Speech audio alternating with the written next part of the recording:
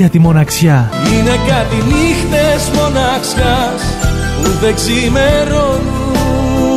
Για την παρέα. Δεν ξέρω πόσο σ' αγαπώ. Για το χωρισμό. Οι χωρισμένοι δεν γιορτάζουνε ποτέ. Για τη χαρά. Όλο καινούριος από το πάνω μέχρι κάτω. Για δύο ερωτευμένα πιτσουνάκια. Μόνο για σένα καρδιά μου, μόνο για σένα φως μου. Le Grec, για κάθε ώρα.